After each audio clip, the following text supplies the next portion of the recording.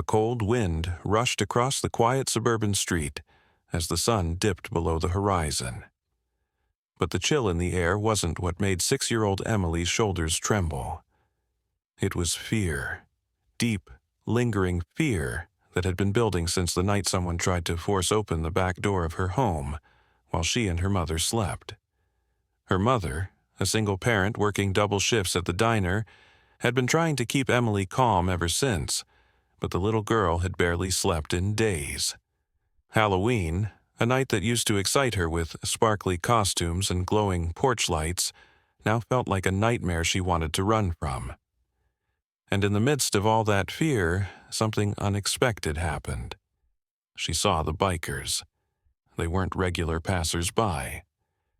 They were a group of tough-looking men standing outside the motorcycle shop near her mother's workplace. Men with leather vests, weathered faces, loud engines, and tattoos that made people cross the road out of caution. But to Emily, they didn't look scary. They looked strong. They looked unshakable. They looked like the kind of people who wouldn't let anyone or anything hurt a little girl on Halloween night. And in a moment of desperation, with tears filling her eyes, and her cold wind swept down the quiet little street as the sun sank behind the houses, but that chill wasn't what made 6-year-old Emily's shoulders shake. I could tell right away it was something deeper. Fear that had been sitting in her tiny chest ever since the night someone tried to pry open the back door while she and her mama were asleep. Her mom, who was raising her alone and working double shifts at the diner just to get by, had been doing everything she could to keep Emily calm. But the poor kid hadn't had a real night's sleep in days. Halloween used to light her up.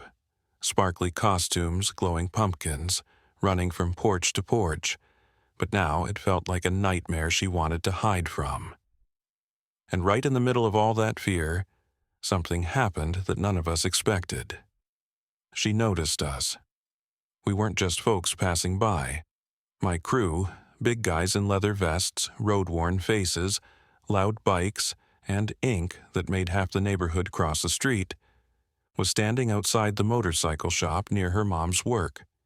Most people saw trouble when they looked at us, but not Emily.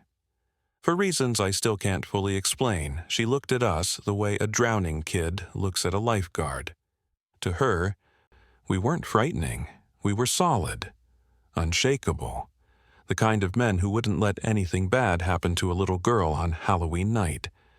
And then, with her hands trembling and her eyes full of tears, she ran straight toward us and begged, actually begged, for us to spend Halloween with her so she could feel safe.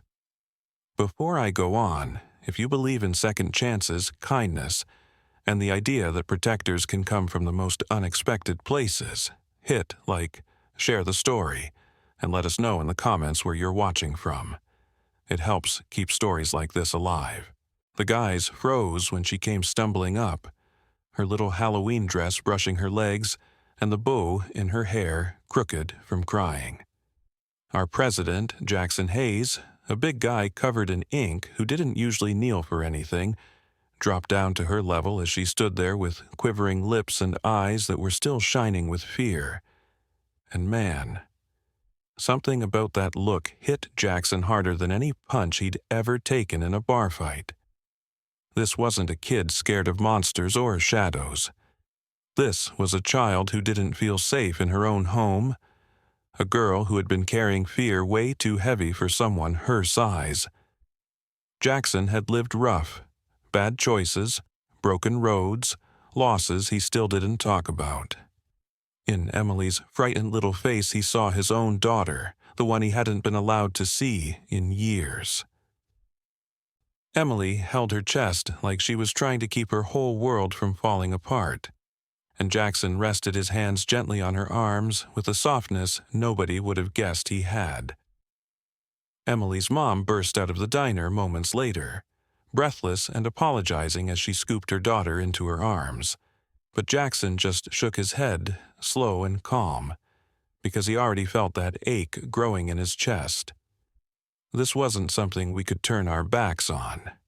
Not this time. Right then and there, we all felt the same thing settle on us: responsibility. Emily's fear wasn't hers alone anymore. It was ours too. Over the next hour, her mom told Jackson everything: the attempted break-in, the nightmares, how Halloween had gone from joy to panic. She admitted she didn't have anyone else. No nearby family, no close friends, and nobody strong enough to make Emily feel safe again. We listened, all of us. Men who'd been judged their whole lives for our jackets and our scars stood quietly with softened eyes, realizing we could finally be exactly what someone needed us to be. So when Halloween night rolled around, the whole town stopped in its tracks. At first, the street was dead quiet. Then the rumble of a dozen motorcycles rolled through the neighborhood like thunder. Jackson and our entire club pulled into Emily's driveway, lining up like a wall you couldn't break if you tried. We didn't wear costumes. We didn't need to. Somehow, to that little girl, we looked like every hero she'd ever dreamed up.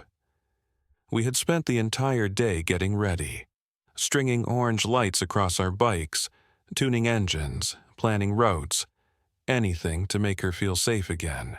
We even hooked little pumpkin buckets to the fronts of our bikes so she'd have a place to stash her candy.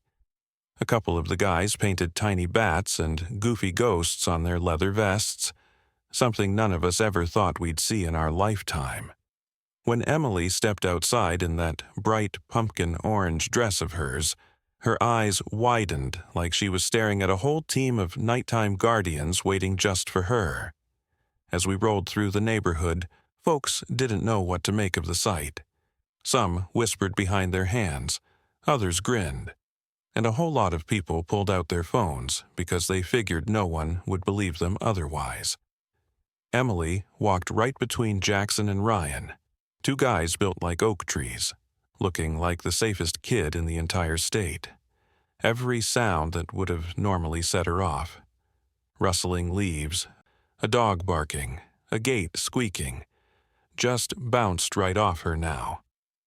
She was tucked between us, holding on to Jackson's gloved hand with her tiny fingers, and he kept his hand right there, steady, not letting her drift even an inch away. Bit by bit, her laughter started coming back.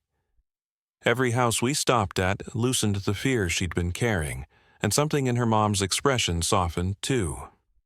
What surprised her most wasn't the security we provided. It was how gentle we were with her little girl. Every time Emily paused at a doorstep for candy, we'd automatically form a circle around her, scanning the area like she was our own. It wasn't just Halloween that changed that night. It was the way the whole town saw us. Folks who used to judge us by the jackets on our backs suddenly nodded with respect. Some even thanked us. And that shift became even stronger when we walked Emily home.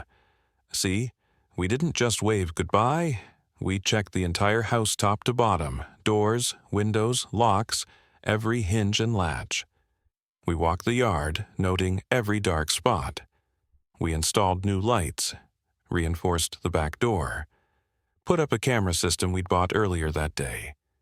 And then we made a promise, one we didn't give lightly.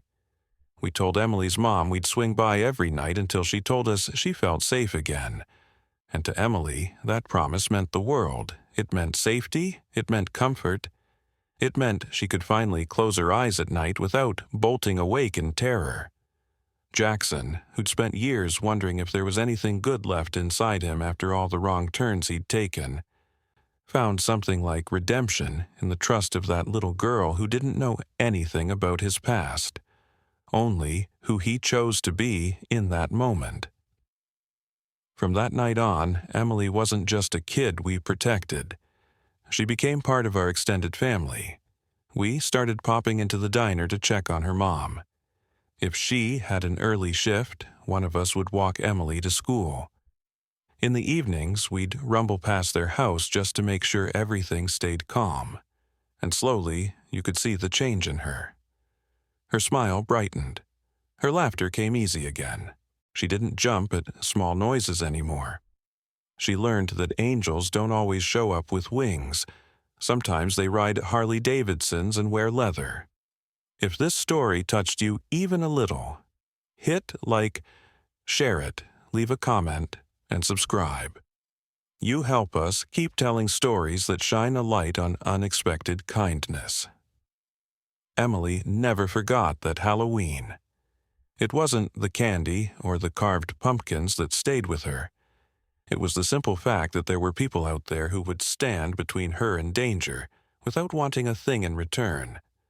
Tough-looking men who carried big hearts beneath all that leather and road dust, and who protected a frightened 6-year-old just because she asked. And for Jackson, Emily became a reminder that even the hardest men can carry the softest instincts when it comes to protecting someone small and scared. That night didn't just keep her safe, it patched something up inside all of us too. And from that year forward, Halloween in that neighborhood was never quite the same, because everyone remembered the year the bikers didn't just ride, they became guardians.